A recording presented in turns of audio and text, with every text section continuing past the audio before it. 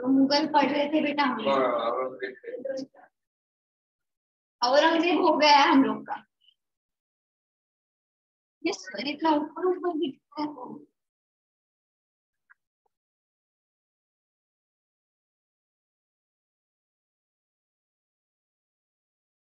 मुगल के बाद कौन सा चैप्टर चाहिए तुम लोग को?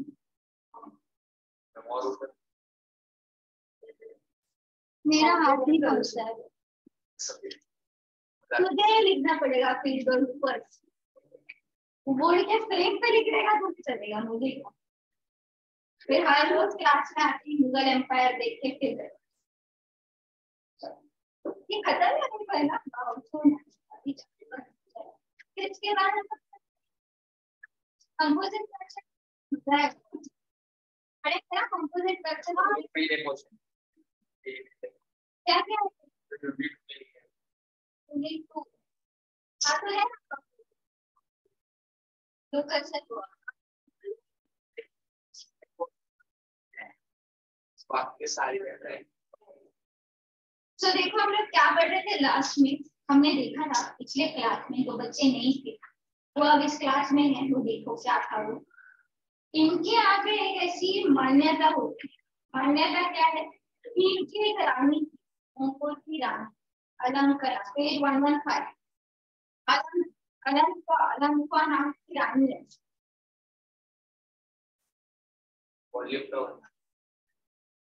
रानी का नाम क्या है अलंका। ये रानी जंगलों में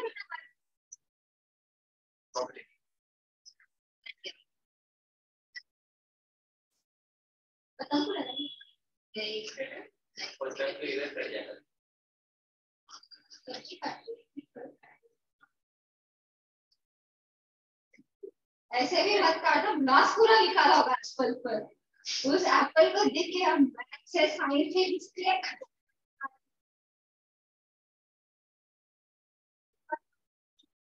हाथ तो बहुत इंपॉर्टेंट है। हाथ कट जाता है तो दिखने में क्यों करो लेकिन ऐसे चलेगा।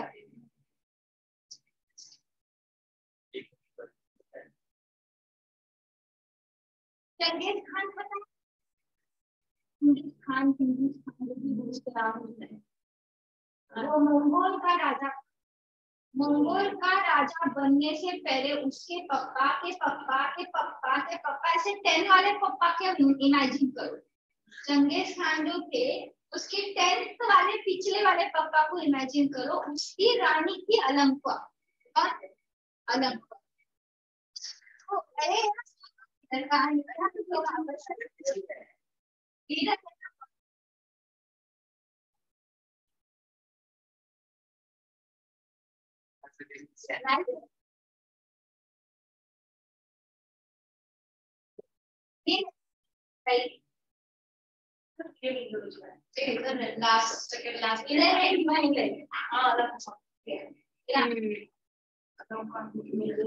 चंगेज खान के 10 नंबर वाले जो पप्पा थे ना रानी हुआ करती थी अलंका।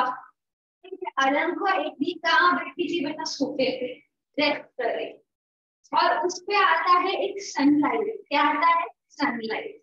सनलाइट उसके पेट पे पड़ता है और उसके अंदर चला जाता है छोटू सा बेबी और वो बेबी आगे चल के बनता है राजा। क्या बनता है राजा।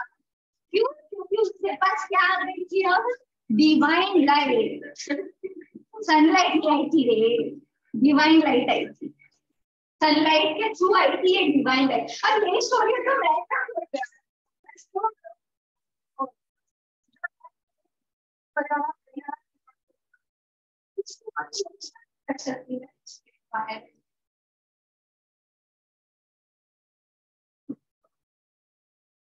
बस आता बस।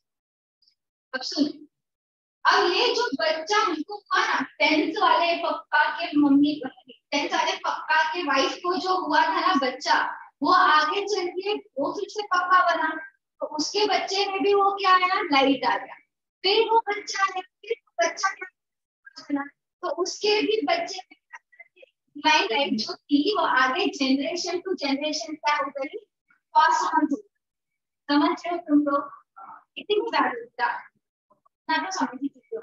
कि ये डिवाइन राइट क्या हो गया, generation to generation pass on होता चला है। ये पिछले क्लास में तुमको सब लोग क्यों याद, क्या सब लोग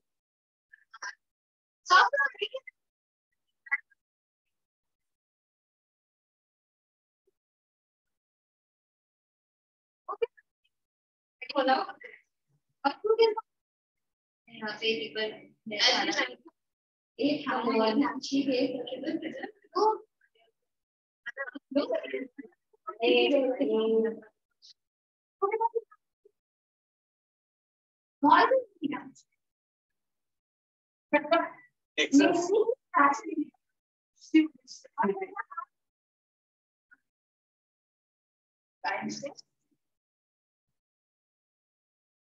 मेरा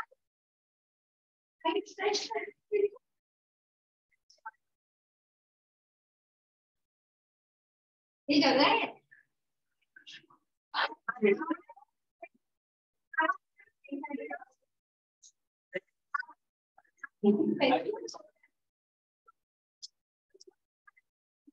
ये लड़का मेरे क्लास में नहीं आता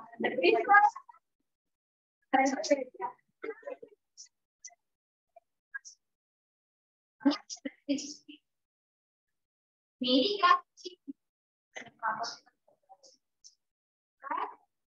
अयोध्या क्यों गए,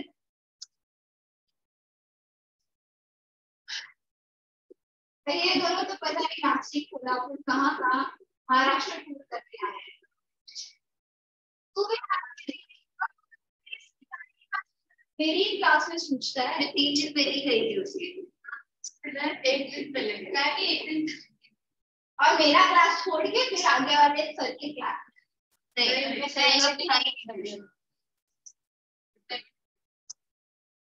चलो अभी ध्यान दो। तो अब ये जो ये दीवानी जुगर है जो प्रूफ कर रहे हैं बहुत ही जानवी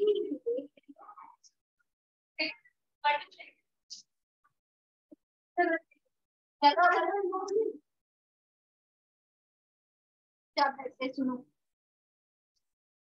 अबुल फजल, अबुल फजल क्या कहते हैं, अबुल फजल कौन थे याद है, अकबर के कोर्ट में थे ना यार, अकबर के कोर्ट में मेंबर थे ना ये नाइन।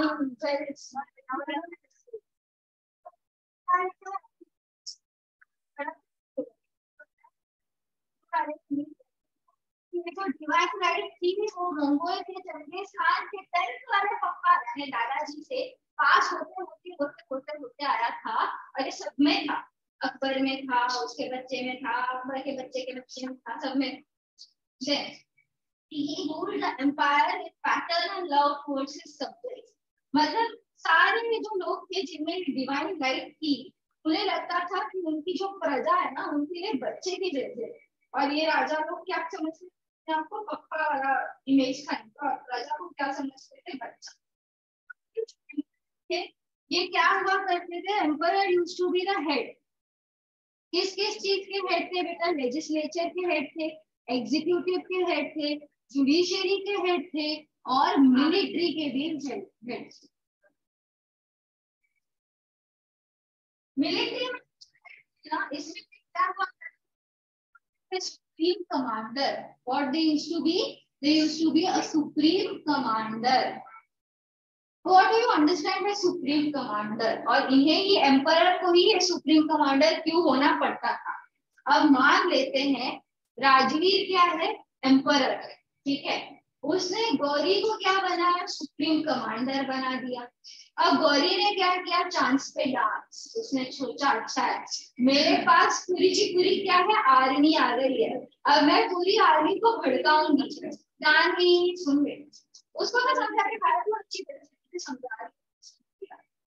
तो गौरी क्या समझती है, उसने प्लान बनाया, क्या बना कि राजवीर की पूरी सेना को मैं ट्रेन करूंगी, अपने पास ले लूंगी और राजवीर के अगेंस्ट भड़काऊंगी, इंस्टिगेट करूंगी, और गौरी सफल हो जाती है, सक्सेसफुल हो जाती है।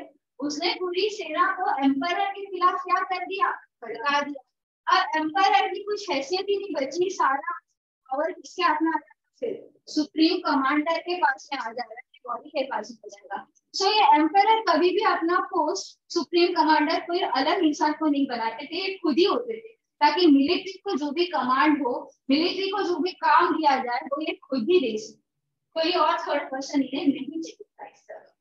So the emperor used to be considered to be the fountainhead of justice. Judiciary के इंचार्ज यही थे, तो इन्हें क्या कहा जाता था, फाउंटेन हेड ऑफ जस्टिस, यानी ये जो जस्टिस देना है, न्याय करना है, उसके सबसे हेड ये एम्परर ही हुआ करते थे। He made laws and issued administrative ordinances and his main duty was to be benevolence towards his subjects. Benevolence का मतलब क्या है? Kindness. ऐसा नहीं कि मैं राजा को सबके सब अत्याचार करूंगा, ऐसा नहीं होता था। He had to be kind enough. अब उजुक क्या है ये सुनो, रॉयल उजुक।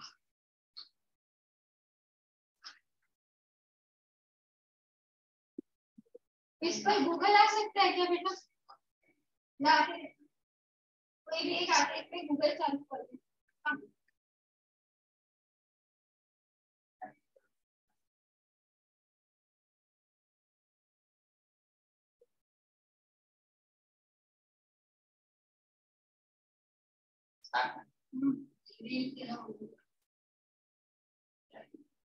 सिग्नेट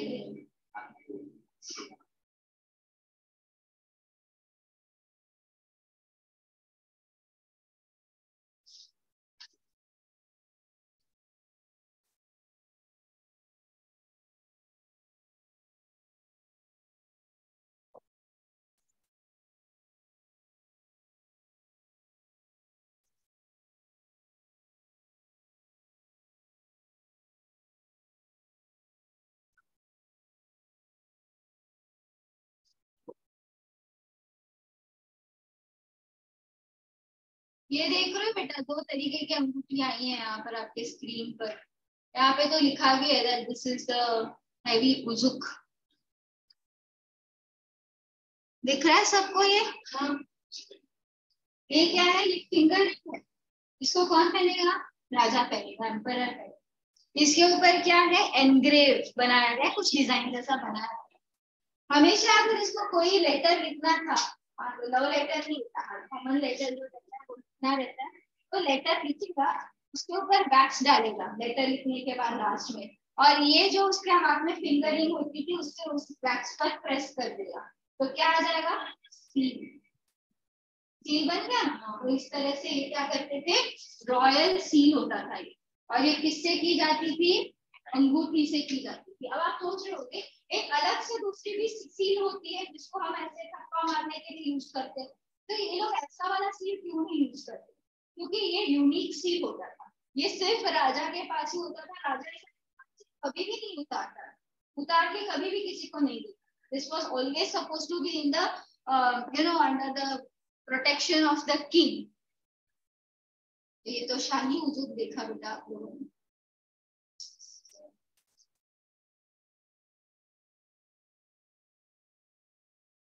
जो भी है, मीटिंग तो चल रहा है ना बेटा?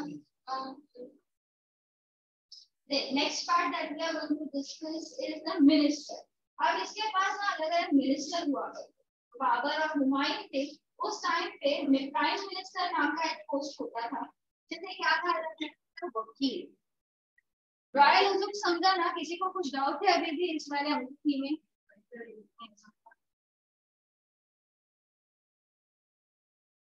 तो जब बाबर और हुमायूं हुआ करते थे तो उस समय में एक पोस्ट था, उसका नाम था प्राइम मिनिस्टर, और इसी प्राइम मिनिस्टर को वकील कहा जाता था। अब आप जानते होंगे जो हुमायूं थे उस समय वकील कौन थे बेटा? जब हुमायूं थे उस समय पर वकील का नाम था बैरम खान। जानते हैं इसको? बैरम खान अकबर के ट्रेनर थे, मेंटर थे। उन्होंने अकबर को ट्रेन किया, सारी युद्ध कला सिखाई। तो ये बैरम खान क्या हुआ करते थे? यूज्ड टू बी द वकील और the PM during Humayun. But धीरे धीरे इन्होंने ये पोस्ट को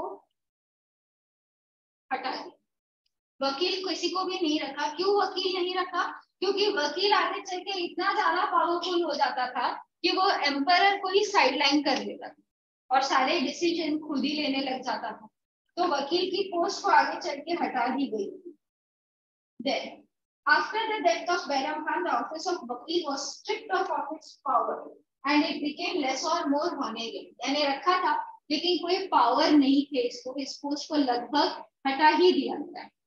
Then after that, the head of the revenue department was known as दीवान और दीवाने आला या वजीर, वजीर, दीवान या दीवाने आला। ठीक है, ये सब नाम एक ही, मतलब नाम अलग अलग है लेकिन पोस्ट क्या है, एक ही है। और ये क्या देखा करते थे बेटा, रेवेन्यू, यानी पैसे सही से कलेक्ट हो रहे या नहीं, लोग टैक्स सब टाइम पर भर रहे हैं या नहीं। Then there was another post that was from military department. He was called as Mir Bakshi. Mir Bakshi. Mir Bakshi का काम क्या था, ये मिलिट्री संभालते। सो रेवेन्यू संभालने वाले को क्या कहेंगे, वजीर, दीवान, दीवाने आला। तीन अलग अलग नाम है, काम तो एक ही है। और मिलिट्री संभालने वाले को क्या कहा जाता था, मीर बख्शी। अब यहाँ मिलिट्री का ये मतलब नहीं है कि ये मिलिट्री का सुप्रीम कमांडर है, नहीं। सुप्रीम कमांडर कौन था, एम्परर। यहाँ ये मिलिट्री में क्या करेगा, सिर्फ ये इंटेलिजेंस डिपार्टमेंट का हेड होगा, मतलब स्पाई वगैरह जो है उस काम को देखेगा, स्पाई सही जगह पे जा रहे हैं नहीं, स्पाई अपना काम कर रहे या नहीं, और इंफॉर्मेशन जो ला रहे हैं वो कितना सही है, कितना रिलायबल, ये देखे। कौन, मीर बख्शी। शुरू में ये मिलिट्री का हेड हुआ करता था, आगे भी था ये हेड, लेकिन इसका ज्यादा से ज्यादा काम किस पर फोकस था, स्पाई और स्पाई के लाए गए इंफॉर्मेशन पर। फिर आगे चलते हैं जुडिशरी। इनकी जुडिशरी कैसी थी, ये जुडिशरी में दो पार्ट्स, एक पार्ट था जिसका हेड था काजी। अब काजी क्या करेगा, अगर काजी के पास सिर्फ जुडिशियल मैटर आता है तो वो काजी है, लेकिन अगर इस काजी के पास जुडिशियल मैटर तो आ ही रहे हैं, लेकिन उसके साथ साथ there are some matters which are of religious importance also, then he will be called as chief sadr. अगर सिर्फ जुडिशियल मैटर्स को डील कर रहा है तो उसको क्या कहेंगे, काजी। और अगर जुडिशियल के साथ साथ रिलीजियस मैटर्स को भी डील कर रहा है तो क्या कहेंगे, चीफ सदर। आर यू गेटिंग मी, फर्क क्या है, चीफ सदर क्या करेगा, जुडिशियल प्लस रिलीजियस, और काजी क्या करेगा, सिर्फ रिलीजियस मैटर को डील करेगा। Next coming to provincial government. देखो प्रोविंशियल गवर्नमेंट कैसी होती थी उनकी तरह समझते थे। Akbar paid a great attention to organisation of provincial government. Empire was divided into 12 provinces और सूबा। ये आप में से कोई लिख तो नहीं रहा है, लिख रहे हो क्या, हो गया लिख कर, इरेज कर दूं। गौरी मेरी अच्छी बच्ची है, वही लिखती है, बाकी कोई नहीं लिखता मेरे क्लास में। और कौन लिख रहा है, जानवी नहीं लिख रही, आधा लिखती है आधा छोड़ दे, और बाकी बच्चे नहीं लिखते ना, हमारी मर्जी। डेमोक्रेसी जो है लोगों को फोर्स भी तो नहीं कर सकता। तो अकबर को छोड़ो यार, बार बार मैं अकबर को एम्परर क्यों बनाती हूँ, सिर्फ एम्परर रखते हैं चलो इसका। लेकिन अकबर ही क्यों, एम्परर के पास में तो पूरा एम्पायर है कि नहीं। एम्परर क्या करेगा, इस पूरे एम्पायर को 12 प्रोविंसेस में डिवाइड करेगा। इन्हीं प्रोविंसेस को वो क्या करेगा बेटा, सूबा। इंडिया में कितने स्टेट्स हैं, 29 28 यूनियन टेरिटरी कितने, 7 या 8।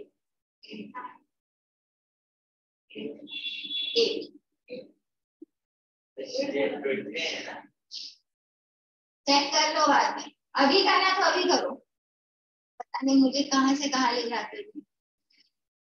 अरे ये छोटू क्यों बन गया, जाने दो, अभी बाद में तुम लोग भी चेक कर रहे हैं, गूगल पे चेक कर।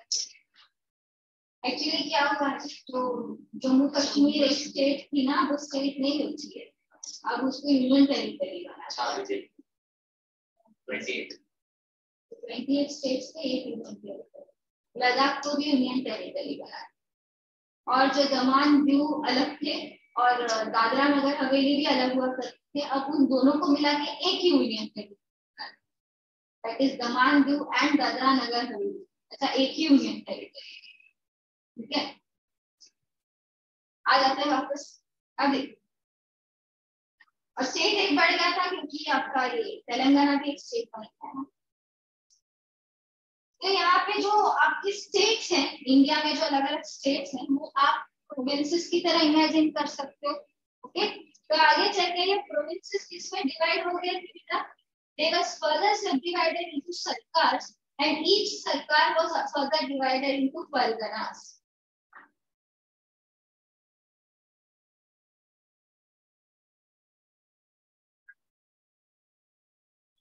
इन्हीं परगना का एक और नाम भी है जिसको महर कहते हैं।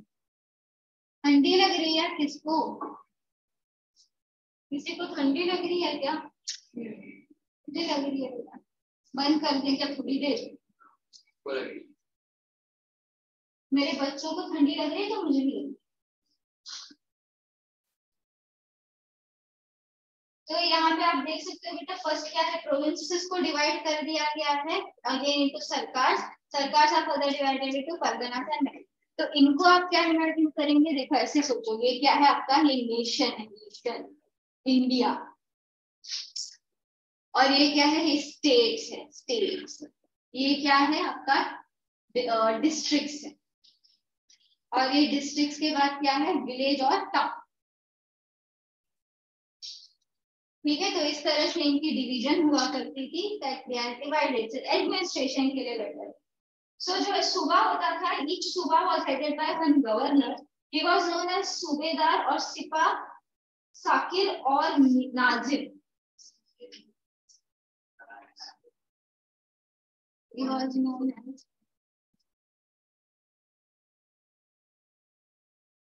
सूबेदार कहते थे एक्चुअली, लेकिन पता नहीं आपके बुक में सूबादार लिखा है तो आप सूबादार ही लिखो, अदरवाइज द वर्ड ऑफ सूबेदार बी आता था।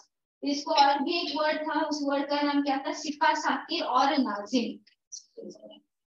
सिपाह, साकिर या फिर नाजिम। और ये सब किसका पोस्ट? एक ही है, पोस्ट का नाम क्या है? गवर्नर। समझ रहे हो? सारा याद रखने का चीज है बेटा, इसमें मैं कुछ भी नहीं कर सकती। इस पे कुछ ट्रिक होगा तो बता दूंगी, कुछ भी नहीं है। सोच के ले आओ क्या कुछ ट्रिक बनाकर इसका? तो हाँ वो है, तो क्लास में आप पहले सही से छुट्टी मारता रहे। ट्रिक चाहिए, चाहिए क्या बाकी बच्चों को ट्रिक? ठीक है, सोचती हूँ मैं इसके लिए कुछ बना के।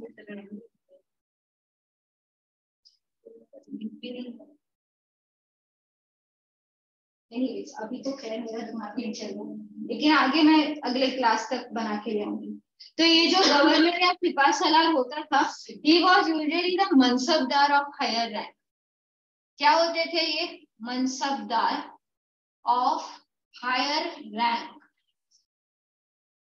अब ये मनसबदारी क्या है और ये हायर रैंक क्या होता है, ये सब हम मनसबदारी सिस्टम में पढ़ते हैं। तभी के लिए बस आप इतना याद रख लो, for as of now remember that क्या थे? मनसबदार थे ऑफ हायर रैंक। और इनका काम क्या होता था? His work was to maintain the law. Law को मेंटेन करते थे, लॉ एंड ऑर्डर।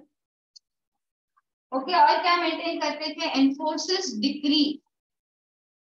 क्या कर रहे हो तुम लोग? ध्यान दे रहे हो या नहीं? Enforcement of degree. डिग्री क्या होती है?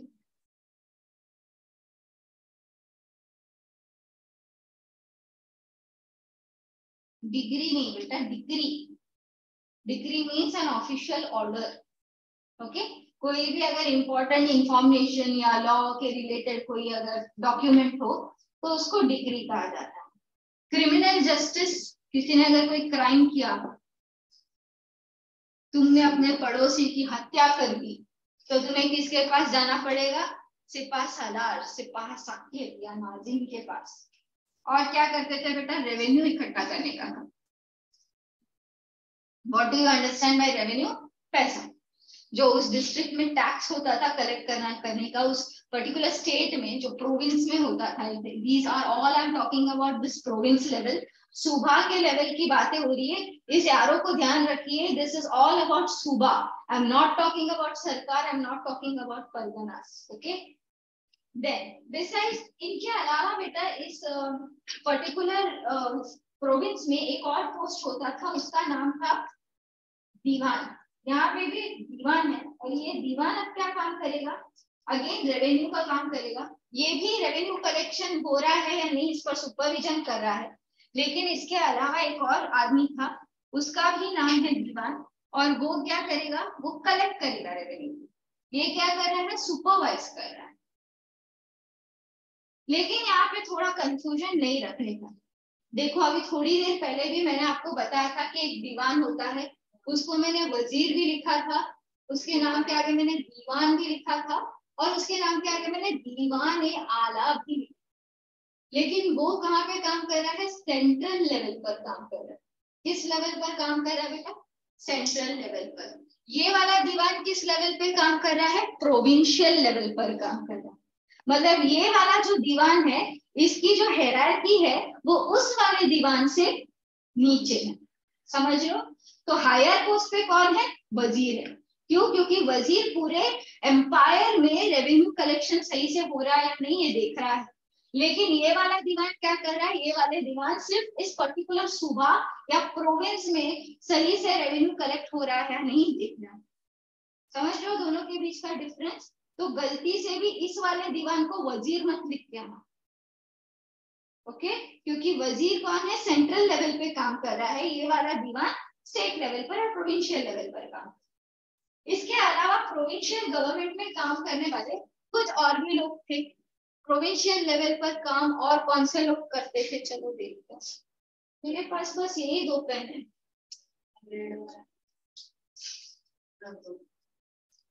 दूसरा जो पोस्ट इनके पास था वो है,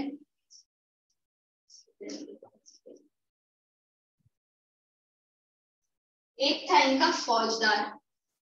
ये भी कहाँ काम कर रहा है बेटा? प्रोविंशियल लेवल पर काम कर रहे हैं। दूसरे कौन है? कोतवाल। कोतवाल। फिर तीसरे हैं बख्शी। चौथे कौन है बेटा? सदर काजी। पांचवे कौन है? मुहतासिब। अब इन सबका मीनिंग समझते हैं। देखो, फौजदार कौन थे? ये सारे पोस्ट कहाँ से है? प्रोविंशियल लेवल पे है। तो ये सारे लोग प्रोविंशियल लेवल में काम कर रहे। फौजदार का काम था मिलिट्री की देखभाल करना, यानी जो मिलिट्री है उसके पास घोड़े हैं या नहीं, उन घोड़ों ने चारा खाया है या नहीं, मिलिट्री में किसी और की जरूरत है क्या, कोई और पढ़ना है क्या, टेंट बनाने के सामान है या नहीं, अस्त्र शस्त्र है या नहीं, ये सब देखने का काम किसका था? फौजदार का। कोतवाल का काम क्या था? ये टाउन पुलिस कमांडर था।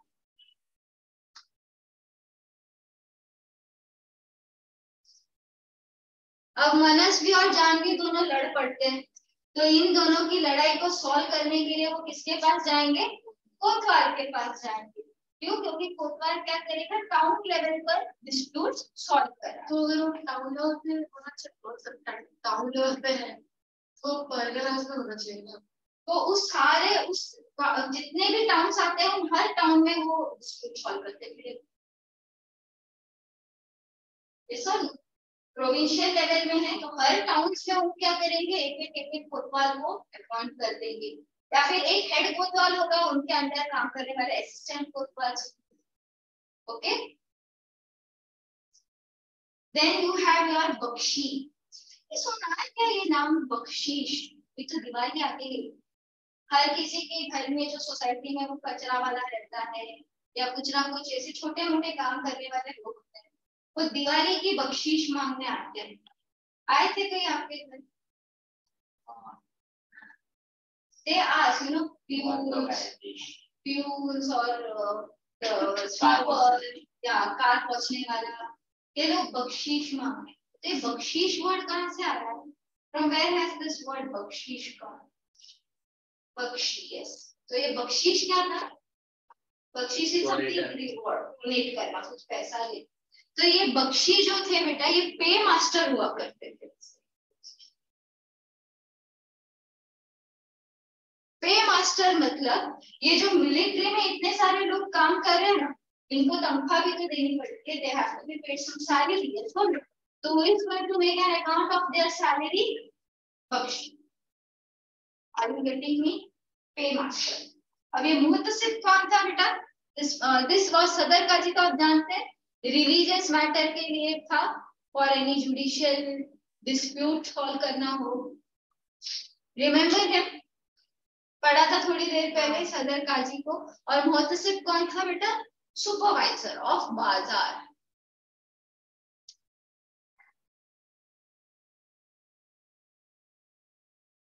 बाजारें लगती थी, मीना बाजार, चांदनी चौक, तो इन सब के सुपरविजन के लिए कौन जाते थे? मुहतसिब। Any doubt? The center appointed the officials of the provinces, sarkars and paraganas. Hence, these divisions were directly responsible to the center. ये सारे जो ऑफिसर्स थे यहाँ पे, इनकी अपॉइंटमेंट कौन करता था बेटा? और बिसाइड्स ये ऑफिसर्स के अलावा भी इन सरकार और इन परागना में जितने भी ऑफिसर्स को काम करने के लिए भेजा जाता था, इन सबके अपॉइंटमेंट खुद एम्परर किया करता। Emperor himself used to appoint that, so these were getting salary from directly from the emperor, center is very important. Yes. अब देखते हैं आगे। हाँ, मनसबदारी पढ़ते हैं, ये लिख लिया?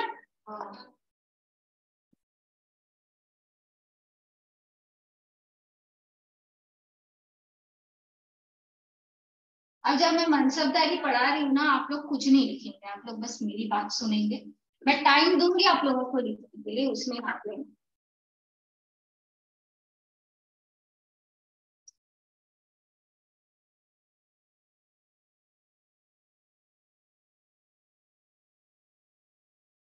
आप लोगों ने सुना होगा इस कहते हुए लोगों को, I am a government servant. सुना है?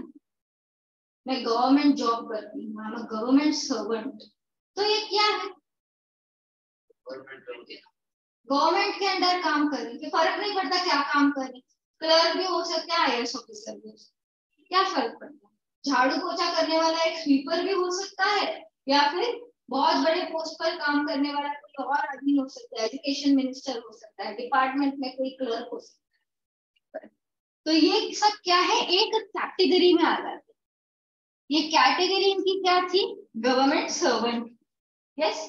तो अगर मैं एक कैटेगरी बना दूं उन सभी लोगों का जिनको सैलरी खुद सेंट्रल गवर्नमेंट दे रही है, यानी उस समय के अकबर बादशाह या शाहजहां या जो भी ये जहांगीर जो भी लोग थे, इनके एम्परर, अगर सीधे सैलरी इनको एम्परर से आ रही है तो उन्हें क्या कहा जाएगा? मनसबदार। फर्क नहीं पड़ता कि सैलरी कितनी आ रही, फिर वो छोटी सी छोटी अमाउंट भी हो सकती है या फिर बड़ी सी बड़ी अमाउंट भी हो सकती है। तो मनसबदार अपने आप में क्या है? एक रैंकिंग सिस्टम है, is a form of ranking system. अब कोई गवर्नमेंट में काम कर रहा है, उसको पे जो होता है रैंक के हिसाब से मिलता है। 7th पे रैंक, 3rd पे रैंक, 5th पे रैंक, 10th पे रैंक, 12th रैंक। जिसका जितना रैंक बड़ा होगा उससे उतनी बड़ी सैलरी मिलती है, और जिसका जितना रैंक छोटा होता है उसका उतना पोस्ट भी छोटा होता है और उसकी सैलरी भी छोटी होती है। Like you can't expect a sweeper to get salary as equal to as a IAS officer. Yes or no? So this is as per the ranking system. तो मनसबदारी सिस्टम भी क्या थी? It was a ranking system. Rank दिया जाता। अब ये rank कैसे दिया जाता था जरा? रैंक में जो सबसे लोएस्ट रैंक होता था वो 10 होता। ओके, तो मान लो एम्परर है, एम्परर अकबर, उसने रैंकिंग दी किसी एक आदमी को 10 की, तो वो क्या है, एक सबसे छोटा रैंकिंग है, सबसे लोएस्ट रैंकिंग है, यानी उससे 10 रुपए अगर मिल रहे हैं सपोज, तो बहुत कम पैसे हैं, उस पैसे में वो क्या ही कर लेगा। तो सबसे बड़ी जो रैंकिंग थी, हाईएस्ट रैंकिंग कौन सी थी उस समय में, 5000। तो सबसे लोएस्ट कौन सा है आपका, 10 था, और सबसे हाईएस्ट रैंक कौन सी थी, 5000।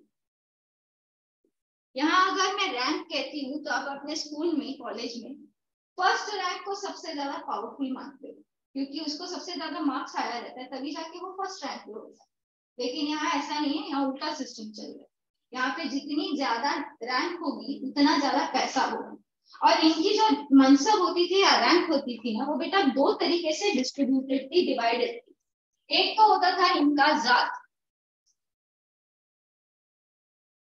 जात, और दूसरी थी सवार।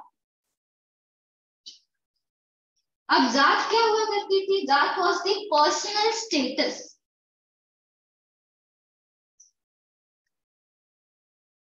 That is the salary.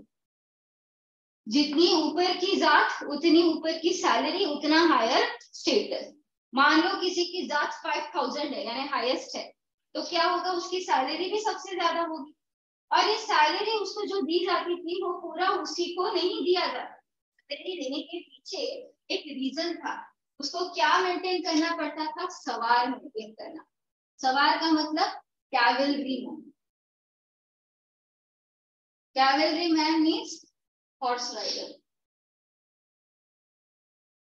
जो घुड़सवार होते थे इनको मेंटेन करना पड़ता, और इनकी रेशियो हुआ करती थी। किस रेशियो में इनको मेंटेन करना था, 10:20।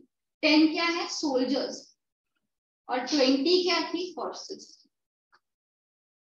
अब देखो जरा इसको ना शांत दिमाग से समझो। एक एम्परर है, इमेजिन करो, एम्परर ने तुमको क्या दी, 5000 की जात दी। तो इसका ये मतलब नहीं है कि 5000 पूरे क्या हो गए, तुम्हारे हो गए, उसको तुम ले जाके अपने हिसाब से खर्च करोगे, नहीं चलेगा। उसने तुम्हें 5000 की जात यानी जो सैलरी है वो क्यों दी है, ताकि तुम क्या कर सको, सवार मेंटेन कर सको।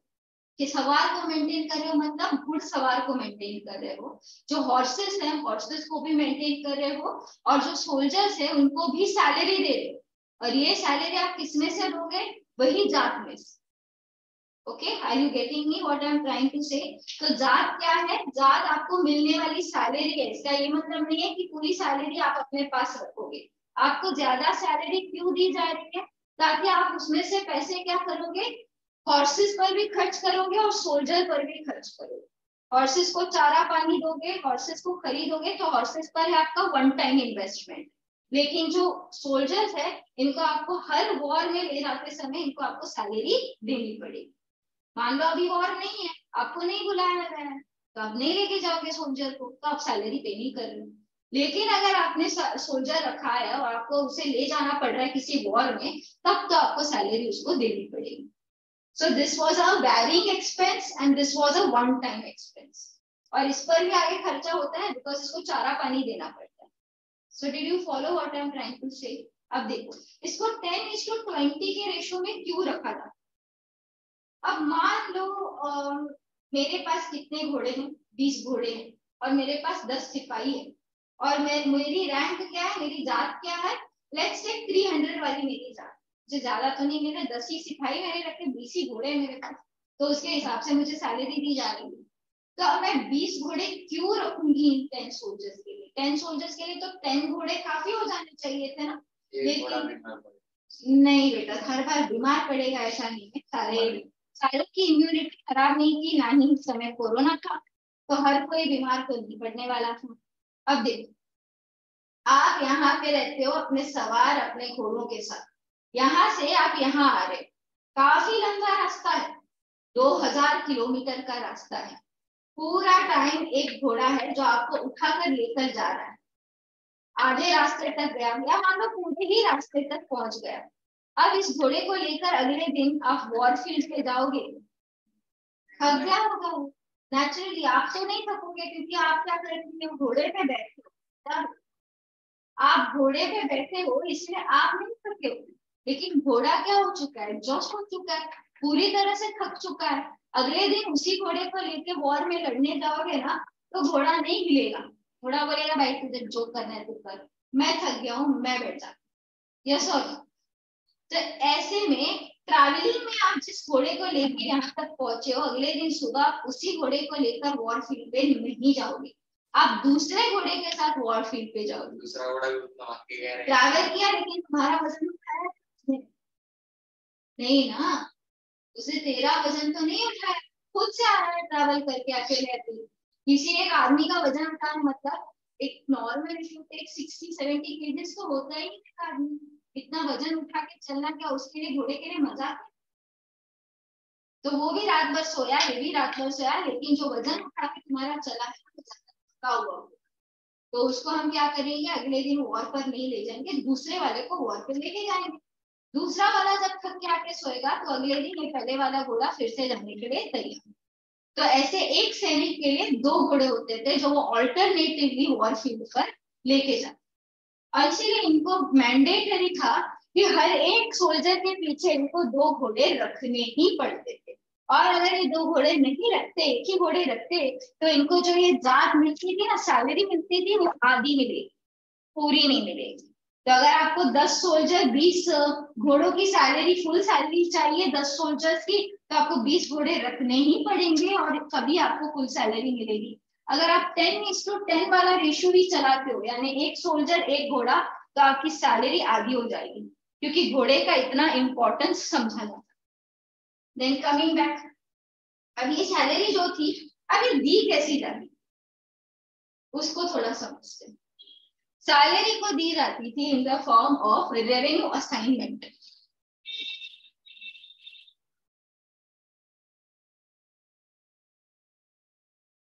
अगर मैं कहती हूँ कि जो जो एक आदमी यहाँ काम कर रहा है मुगल एम्पायर में उसकी जात कितनी है 3000 की।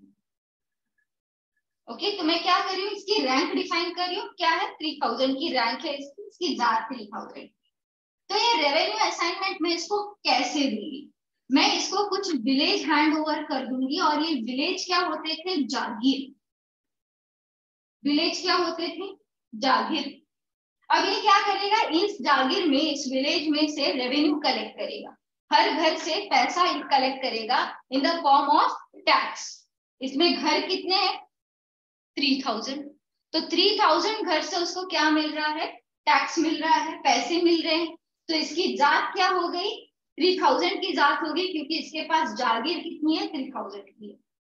समझ रहे हो कैसे जा रहा है। अब हर घर से हो सकता है वो 10 रुपए ले 5 रुपए ले, खुद डिसाइड करे उसको इन सोल्जर और हॉर्सेस को मेंटेन करने में कितना पैसा लग रहा है ना, उसके हिसाब से वो ये अमाउंट फिक्स करेगा कि रेवेन्यू कितना लेना है। ओके, तो ये जो जागीर कलेक्ट करनी होती थी या जो रेवेन्यू कलेक्ट करना होता था, वो जो हम दिल्ली सल्तनत पढ़ रहे थे उसमें जो कलेक्शन होती थी रेवेन्यू मुफ्तीज करते थे उस पर्टिकुलर एरिया में से। याद आया कुछ थे ना मुफ्ती वगैरह कुछ वो कलेक्ट करते थे या नहीं। दिल्ली सल्तनत वाला पेज निकालो, पढ़ा है दिल्ली सल्तनत के लोगों को, आया ना। हाँ तो इक्तास और मुफ्तीज क्या करते थे प्रोविंशियल रूल करते थे, यस और नो। इक्तास हुआ करते थे वो प्रोविंसेस कहते थे, और मुफ्तीज क्या थे मुफ्तीज इन प्रोविंसेस में से रेवेन्यू कलेक्ट करते थे। तो यहाँ दिल्ली सल्तनत में जो प्रोविंस में से रेवेन्यू कलेक्शन का काम वो वाले करना पड़ता, वो वहां से बाहर नहीं कर सकते थे, they had to stay in that same province। मान लो अगर मैंने इसको नांदेड़ प्रोविंस दे दिया तो नांदेड़ में ही रहेगा, नांदेड़ से ही ये रेवेन्यू कलेक्ट करेगा, यहाँ से बाहर नहीं जा सकता। लेकिन अगर मुगल एम्पायर का बात करें, इसके पास नांदेड़ की जागीर है, सीधा word that I am using, मैंने क्या वर्ड यूज किया जागीर। अगर एम्पायर ने इसको नांदेड़ की जागीर दे दी है तो अब इसे जरूरत नांदेड़ में ही रहकर उसकी जागीरदारी का काम करे या पैसे कलेक्ट करे, वो वहां पे क्या कर देगा एक असिस्टेंट अपॉइंट कर देगा। जागीर का ओनर कौन है ये, इसने क्या किया एक असिस्टेंट अपॉइंट कर दिया, कहां पर नांदेड़ में, यानी अपने जो विलेज था, उस विलेज में रखने के लिए एक असिस्टेंट अपॉइंट किया। उस असिस्टेंट का नाम होगा जागीरदार। अब ये जागीरदार क्या करेगा, इसके बिहाफ पर ये जितना बोलेगा उतना रेवेन्यू कलेक्ट करेगा और समय समय से इसको भेजता रहेगा। Are you getting me? तो पहले क्या था, रेवेन्यू कलेक्ट करने के लिए इक्ता में मुफ्ती को रहना पड़ता, लेकिन अब जागीरदार को उस एरिया का लीडर बना देते थे, जो भी जागीर ओनर थे वो, और उससे कहते थे कि भाई तू जाके कलेक्ट कर और मुझे। तो मतलब जागीरदार का ये मीनिंग नहीं है कि पूरी जागीर उसके पास आ गई। जागीर का ओनर कौन है, ये इसको दी गई है, तो ये क्या है, मनसबदार।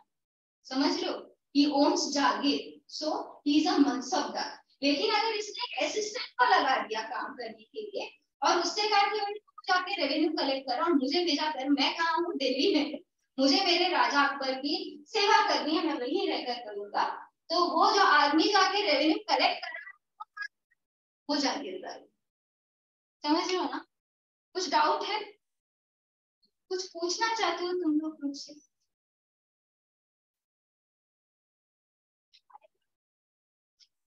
बोलो बेटा। मनसबदारी सिस्टम के कुछ डाउट है? कंप्लीट नहीं हुआ, और भी आगे बढ़ते हैं। अभी तक की कहानी में कुछ डाउट है? हम जागीरदार मनसबदार का लोअर जागीरदार को अपॉइंट कौन कर रहा है, मनसबदार। मनसबदार के पास क्या है, जागीर। कौन कर रहा है जागीर को, मनसबदार। ये क्या है, मनसबदार। इसने क्या किया, एक आदमी को अपॉइंट किया। क्यों? क्योंकि इसको वहां नहीं रह सकता ना ये। He has to be constantly at the service of the emperor. So he needs to be at Delhi. Headquarters कहाँ है, कैपिटल कहाँ है, दिल्ली था, तो ये दिल्ली में रहेगा। तो इसके काम को कौन करने वाला है, जागीरदार। इसके काम वो जाके पैसे इकट्ठा कर दिया है। सो हायर पोस्ट था मनसबदार का। मनसबदार को सैलरी कहाँ से मिलती थी, डायरेक्टली स्टेट सेंटर से, क्योंकि सेंटर ने उसको क्या कर दिया है, रेवेन्यू असाइन कर दिया है। लेकिन जागीरदार को सैलरी कौन देगा, मनसबदार देगा, क्योंकि मनसबदार ने उसको अपने अंडर काम करने के लिए रखा है ना, तो उसकी सैलरी मनसबदार डिसाइड कर। अब एक समय ऐसा था जहां पर जाट और सवार दोनों का रेशियो जो है वो सही सही चल रहा था, तो तब तक तो इनकी अच्छी करती थी। मतलब कि अगर रैंक जो आप दे रहे हो किसी को, उसी के हिसाब से अगर उसने सवार मेंटेन करे तो सब अच्छा चल रहा है। मान लो अगर आपने रैंक 3000 गांव का जो रैंक था वो किसी आदमी को दिया, लेकिन अगर उसने सोल्जर सिर्फ 2 या 3 ही रखे, तो आपका ये पूरा गांव का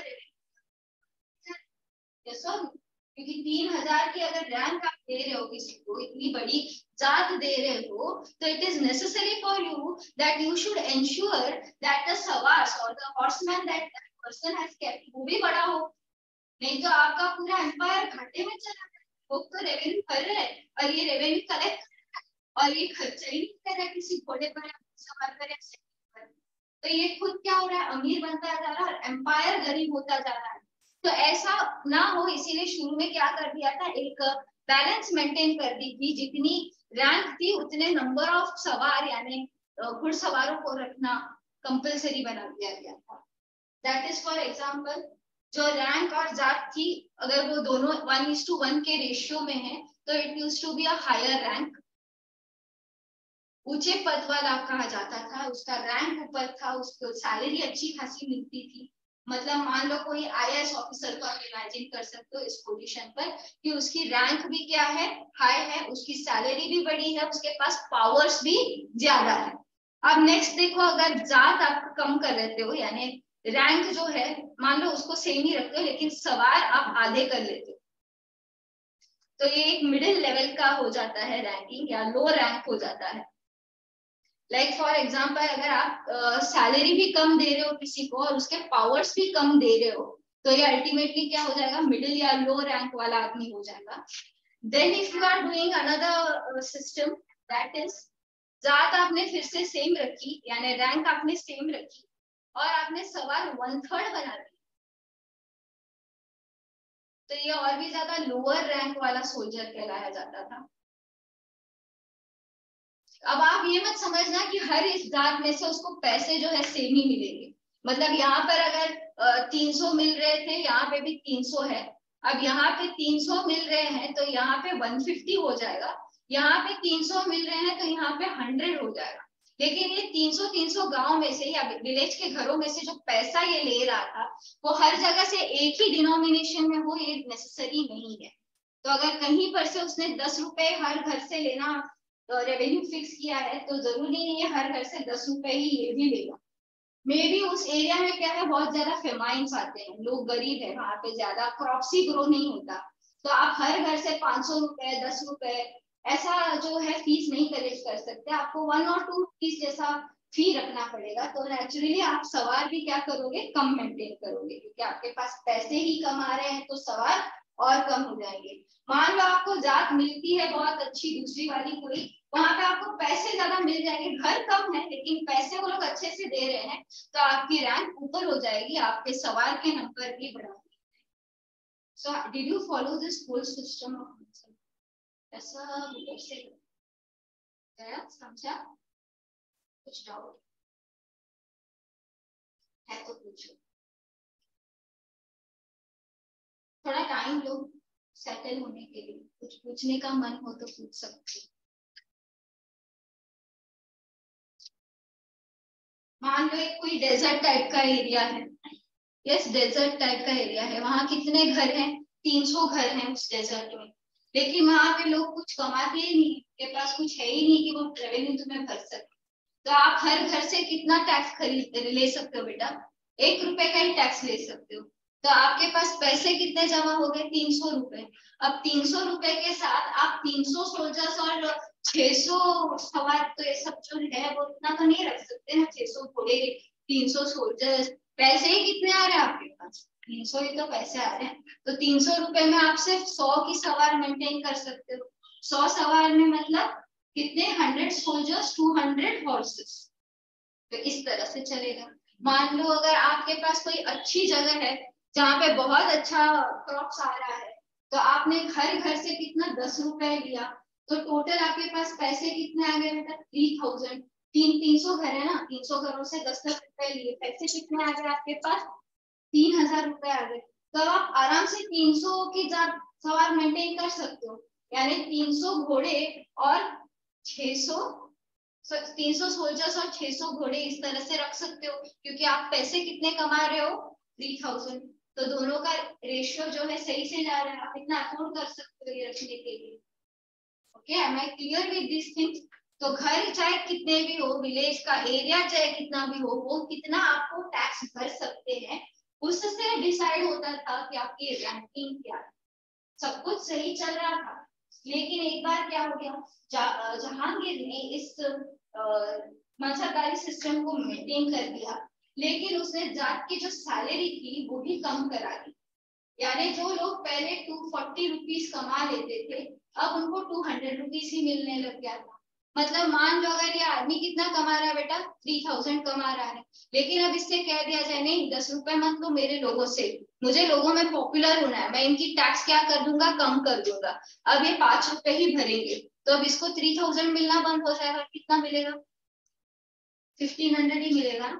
तो क्या इतने ही अमाउंट में ये इतनी पहली जैसी आर्मी मेंटेन कर पाएगा, नहीं कर पाएगा, उसके लिए मुश्किल जा रहा है। तो ये किसने गड़बड़ कर दी, जहांगीर ने गड़बड़ कर दी। जहांगीर का ये जो इसने रिड्यूस किया, इससे लोग तो खुश हुए, क्योंकि लोग पहले कितना भर रहे थे, 10-10 रुपए भर रहे थे, अब क्या भर रहे हैं, 5-5 रुपए भर रहे हैं। तो नेचुरली दे वर हैप्पी। ये मेरे साथ एग्जांपल्स दे रही हूँ, सच में उन्होंने 5 या 10 रुपए भरे होंगे, just for your understanding and believe. तो अल्टीमेटली क्या हो गया, लोग खुश थे, लेकिन ये मेंटेन करनी है आर्मी इनको बहुत डिफिकल्ट जा रही। शाहजहां ने भी क्या किया, उन्होंने तो सवार के नंबर इंक्रीज कर दिए, कहा कि जो कम पैसे में ज्यादा सवार रखेगा मैं उसकी ही रैंक हायर कंसिडर करूंगा। मतलब मेरे अंडर अगर किसी को बहुत अच्छे रैंक में रहना है, मेरे कोर्ट में आकर बैठने का ये जो सौभाग्य है वो चाहिए, तो तुमको कम पैसों में ज्यादा सवार रखने पड़ेंगे, जो और भी ज्यादा मुश्किल जा रहा था लोगों के लिए, सोल्जर्स के लिए, नोबल्स के लिए। आगे चल के तो और बड़ी मुसीबत क्या हो गई थी बेटा, जब औरंगजेब आए तो उन्होंने क्या किया, अब लोग प्रमोशन तो मांगेंगे ना, प्रमोशन तो लोगों को चाहिए, तो प्रमोशन आप कैसे लोगे, सैलरी इंक्रीज करोगे, पोस्ट इंक्रीज करोगे। तो मतलब मान लो पहले किसी आदमी के पास एक ही गांव था जिसमें से उसको कितना मिल रहा था, 3000 की जात मिल रही थी। अब मैंने उसको प्रमोशन देने के लिए उसके पास 2 गांव कर दिए, एक गांव में से 3000, दूसरे गांव में से 2000, तो टोटल इसकी कितनी जात हो गई, 5000 की हो गई। तो मतलब अब ज्यादा से ज्यादा गांव किसके अंडर आने लग गए, उसी एक आदमी के अंडर आने लग गए। बाकी लोग भी तो प्रमोशन मांग रहे हैं, उनको कहाँ से दूंगा। ये हालत किसकी थी, औरंगजेब की थी। जमीन तो फिक्स है ना, जमीन थोड़ी ना अमीबा की तरफ फैलती जाएगी। लोग चाहे जितने भी बढ़ जाए, लोगों की अपॉइंटमेंट आप चाहो जितना भी कर लो, लेकिन जो जमीन है that is a fixed area. तो उसी फिक्स्ड एरिया में आप हर किसी को बांट कर ज्यादा से ज्यादा दोगे तो दैट वाज नॉट पॉसिबल।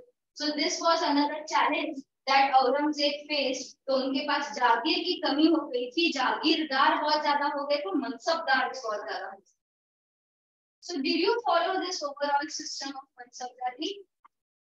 हाँ या ना?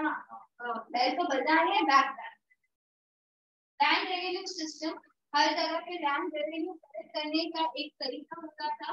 यहाँ पे तोदरमल ने एक बहुत ही नया और अच्छा तरीका निकाला था जिसको कहा जाता था तोदरमल बंदोबस्त।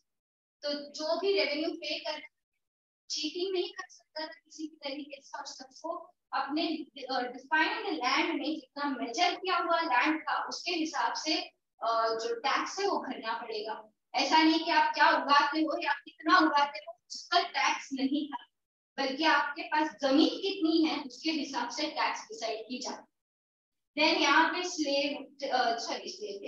पुअर फार्मर्स को लोन भी दिए जाते थे। बिसाइड्स यहाँ पे एग्रीकल्चर, ट्रेड और इंडस्ट्री में बहुत प्रोग्रेस भी हुई। So here we end with Mughal empire. Any doubt? कुछ पूछना चाहते हो आप लोग? पक्का है? अगला कौन सा पढ़ते हैं? कंपोजिट पढ़ते हैं। बेल क्यों नहीं हो?